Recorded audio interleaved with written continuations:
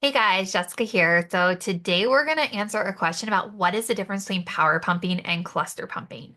So I have a really popular blog on my website. It's been up for quite some time. I'm going to link it down below that talks about the difference between these two strategies. But I've noticed a lot of moms the last couple months have come in for consults and they're really confused about these terms. So I went and did what any good lactation consultant does, and I went to search to see what content was out there because 2 years ago, the content that was out there very clearly defined these terms. It clearly defined the difference between them and what we were trying to achieve.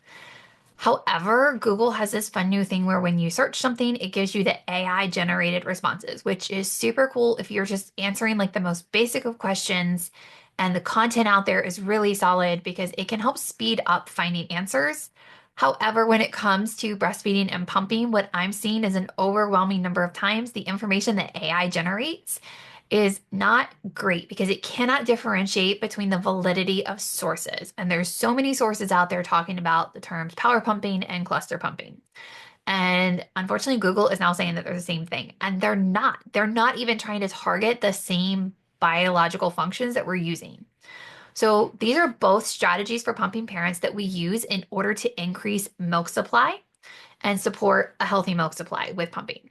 So power pumping is pump, pause, pump, pause, pump, pause. What we're trying to do is to allow the body to take a break because prolactin goes up and it stays up while we're pumping, but we need it to fall back down so that we can have it spike again because the number of prolactin spikes we can get helps drive the overall supply.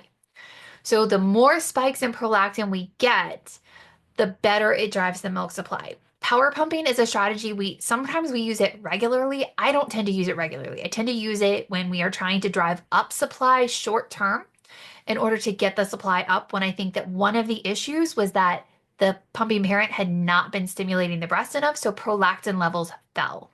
This is really helpful for moms they had stopped the middle of the night milk removal and we need to bring back that higher prolactin level.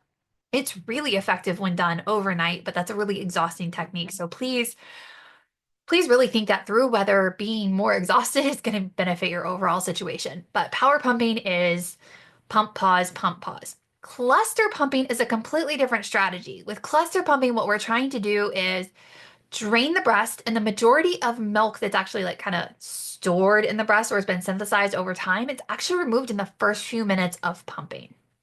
So what this does is it helps to keep the breast empty. The longer the breast is emptier, the more it tells the body that we really need to increase milk, especially if we're getting frequent stimulation in that time. So does it work by increasing prolactin like power pumping? Absolutely. Every time you pump, you're causing a spike in prolactin if your pituitary gland works correctly. And every spike in prolactin that happens in 24 hours helps to drive the future supply. So more spikes means more milk for most people if the body's responding correctly. But cluster pumping takes it that next step further. Cluster pumping is typically done over a period of 3 to 6 hours. So we choose this large window of time, and what we have you keep doing is doing short, frequent, often untimed pump sessions. So one of the strategies I use with my moms is to have them, put their pump someplace that they find themselves frequently. If I was doing this, I did it in the kitchen. So my pump is set up in the kitchen. We're kind of utilizing the rules of milk is good for a certain number of hours at room temperature. Four is kind of the accepted amount. But so we'd say over this 4 hour period, we have our pump supply set up to go. Every time you walk into the kitchen, you're going to pump for 5 to 15 minutes, depending on how much time you have, if you can make it work. But we're just going to keep coming back. So over that, 3 to 6 hour period, you may be pumping 10 times. But what it does is it means that that breast is constantly being drained. So this is more important when we've had like a massive supply dip. We're trying to mimic the behavior that we see in newborns over the course of several hours for cluster feeding because that's what babies are doing when they're cluster feeding. They're keeping that breast emptied in order to stimulate their future supply. We don't see that behavior in babies outside of that first couple weeks.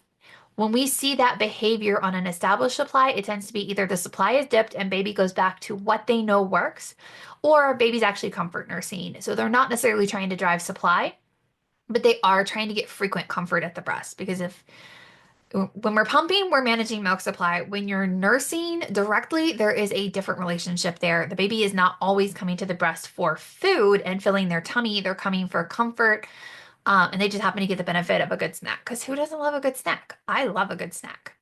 So that is where we're at with cluster pumping and power pumping. They're two different strategies. We use them two different ways. Power pumping is something that, done once or twice a day could be sustainable for a mom. I don't like to have moms doing it for, permanency unless they are trying to compensate for a schedule that's less than optimal. So if you are somebody who is not going to pump overnight, you're not nursing overnight, and you're trying to make that work, then yes, we might use power pumping at night and again in the morning to help maximize that prolactin because of that inefficiency. But if we're not doing that, if we've got a good pump schedule, everything's efficient, we really only want to be power pumping for short periods of time because it is exhausting. It takes your pump session up to an hour. And that's a lot of work. I don't take that lightly. Pumping for 30 minutes is already hard enough. Pumping for an hour it's a lot to do. But cluster pumping is a very different technique and it serves a very different purpose and it's a really exhausting technique. It's something that you would only use for a handful of days in order to drive it. It's a very, we plan for it, we commit to it. It's a short period of time. If it doesn't work in that short period of time, it wasn't going to work. The issue is probably not that the breast is not staying emptied on a regular basis and we're allowing too much milk to build up to drive the supply up. It's probably a secondary issue that we need to look into. So hopefully that helps you understand the difference between the two and why those do not mean the same thing. Because if you don't understand, then it makes it really hard when you're communicating with a lot of lactation consultants to get your questions answered. Because they may think of this term in this very specific way. And then as you guys are having this conversation, miscommunications happen in lactation care all the time. And I think that's part of the reason a lot of moms come into people like me and they're really frustrated because they're like, well, my LC didn't know anything about pumping.